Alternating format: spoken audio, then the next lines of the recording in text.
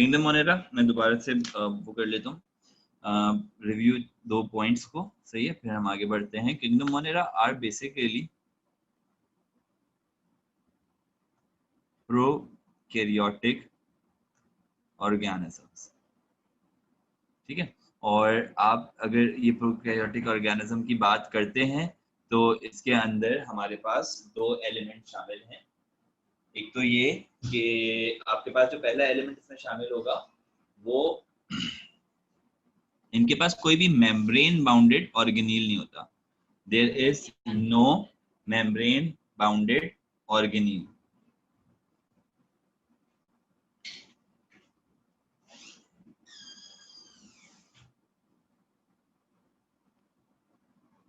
और दूसरी इंपॉर्टेंट बात यह है कि इनके पास ट्रू न्यूक्लियस भी नहीं होता। No true nucleus. So the thing we need to know right here is that they are having the centralized mass of they are having the centralized mass of genetic material, जिसके साथ एक extra chromosomal circular DNA वाला element शामिल है, ठीक है। इनके पास यहाँ पर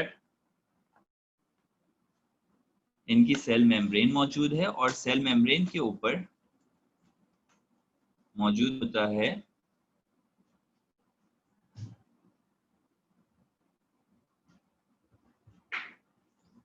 सेल वॉल, और इसी की मेम्ब्रेन से ओरिजिनेट हो रहा होता है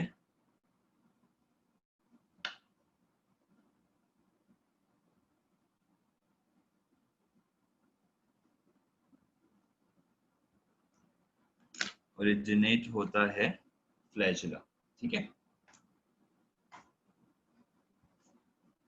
इनका साइटोप्लाज्म ग्रेन्युलर साइटोप्लाज्म होता है।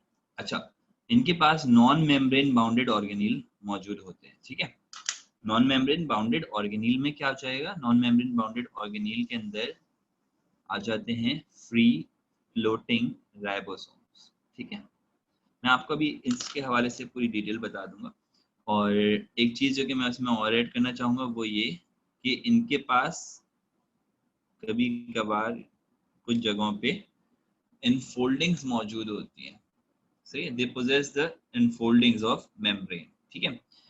और एक एलिमेंट और है जिसको कि हम लोग शामिल कर लेंगे, दैट इज कॉन्जुगेटिंग ट्यूब, जिसको पिलाए कहा जाता है, सही है।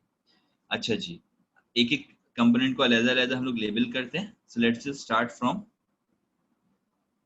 फ्लैजेला। अगर आप लोग ये चीज कॉपी कर रहे हैं, सो जस्ट डू रिमेंबर कि you have to keep some space for writing the detail of the component later. सही, first we are going to just label the thing, और फिर हम जो है वो इंशाल्लाह इसको अगली क्लास में लेबल किया हुआ कंपोनेंट है उसको इसकी डिटेल लिखेंगे। So this is the flagella.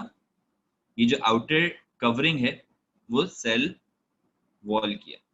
इनके सेल वॉल में और नॉर्मल जो ऑर्गेनिजम्स हैं जिनके पास सेल वॉल होती है उसमें फर्क होता है, ठीक है। अच्छा, मैं फर्क बताता चलूं कि आपने सुना होगा प्लांट सेल वॉल सेल्यूलोज की बनी हुई है, आपने सुना होगा फंगल सेल वॉल काइटिन की बनी हुई है, बैक्टीरियल सेल वॉल पॉलीसेकेराइड और पॉलीपेप्टाइड की बनी हुई है। लेकिन हमारे सामने एक क्वेश्चन आता है जब हम लोग अक्सर कंफ्यूज हो जाते हैं कि वो कौन से ऑर्गेनिज्म है जिनकी सेल वॉल में प्रोटीन पाया जाता है।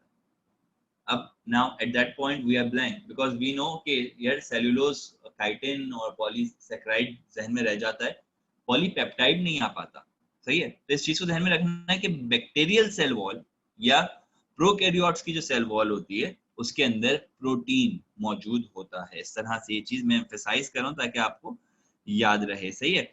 इनके पास साथ में मौजूद है ग्रेन्युलर साइटोप्लाज्म,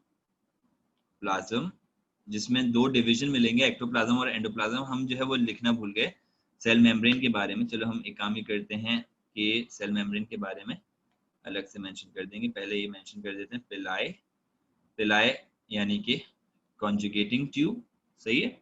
और ये आ जाएगी आपके पास यहाँ पर सेल मेम्ब्रेन।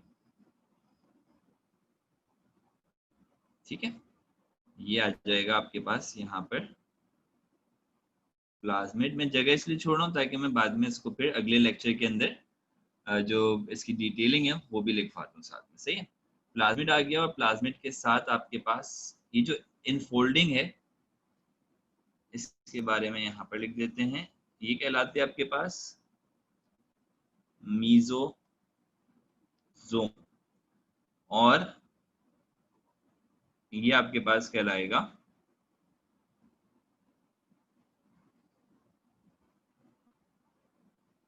इसका राइबोसोम, क्योंकि न्यूक्लियस तो है नहीं और न्यूक्लियर मटेरियल जो है वो सेंट्रलाइज्ड हुआ है, तो जो इनका न्यूक्लियर मटेरियल होता है वो कहलाता है nucleoid. Nucleoid central genetical material है, डीएनए है। सही है, प्लाज्मिड भी एक्स्ट्रा क्रोमोसोमल डीएनए, तो क्रोमैटिन मटेरियल यहाँ पे एम्फेसाइज हो गया। और this is the whole thing about the bacteria.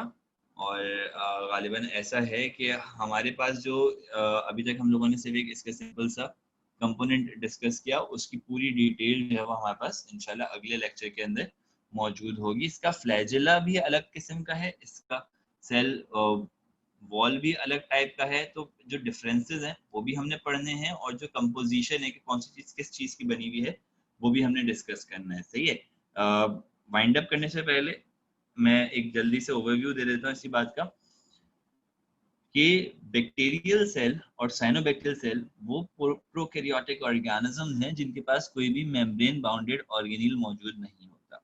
अब अगर क्योंकि मेम्ब्रेन बाउंडेड ऑर्गेनील मौजूद नहीं है, तो जो जितने भी फिजियोलॉजिकल फंक्शनिंग होनी है वो साइटोप्लाज्म खुद करेगा, नॉन मेम्ब्रेन बाउंडेड ऑर्गेनील्स करेंगे, या फिर साथ में मौजूद एक स्ट्रक्चर है जिसके अंदर सेल मेम्ब्रेन की इनफोल्डिंग बनती है जिसको हम लोग कहते हैं मीजोजोम, वो करेगा। इसके अलावा इसकी जो सेल मेम्ब्रेन है वो भी स्पेशलाइज्ड हो गई मीजोजोम की वजह से कि वो फंक्शन परफॉर्म कर सकती है। इसकी सेल वॉल भी नॉर्मल सेल वॉल से डिफरेंट होती है। पिलाए एक हॉलो ट्यूब लाइक स्ट्रक्चर होता है जो कि कॉन्जुगेशन में काम आता है। इनका साइटोप्लाज्म उसमें पिगमेंट्स होते हैं, उसमें ग्रेन्यूल्स होते हैं, ग्रेन्युलर साइटोप्लाज्म होता है और दो डिवीजन में डिवाइडेड होता है, एक एंडो और एक एक्टो। बाहर का cytoplasm, outer film of cytoplasm is separated from the inner part of the cytoplasm. इसके न्यूक्लियस मौजूद नहीं है और जेनेटिकल मटेरियल यानी कि क्रोमैटिन मटेरियल जो है वो सेंट्रलाइज्ड हुआ है जिसको न्यूक्लियोइड कहा जाता है। न्यूक्लियोइड के अलावा एक एक्स्ट्रा क्रोमोसोमल सर्कुलर डीएनए मौजूद है जिसको हम लोग प्लाज्मिड कहते हैं। ठीक है, इसके अलावा ओवरऑल जो इसके अंदर प्रोटीन सिंथेसिस का काम है वो फ्री राइबोसोम्स करते हैं। हमारे पास जो राइबोसोम है वो अटैच होता है एंडोप्लाज्मिक रेटिकुलम से, इनके पास जो राइबोसोम होते हैं वो फ्री राइबोसोम होते हैं, वो वही प्रोटीन सिंथेसिस का काम करते हैं। अच्छा जी, अब जो आगे इससे हमारा चैप्टर चलेगा तो उसके लिए आप लोग बराए मेहरबानी जितनी भी तरह की क्लासिफिकेशन मौजूद है, क्लासिफिकेशन ऑफ बैक्टीरिया जितनी भी आपके पास बुक में आपके मौजूद है, एक दफा रीड करके आइएगा कल की क्लास से पहले, ताकि फिर हमारे पास जो भी डिस्कशन हो उसके अंदर आप भी पार्टिसिपेट कर सकें। ठीक है, यहाँ तक के हवाले से अगर कोई क्वेश्चन है तो वो पूछ लें।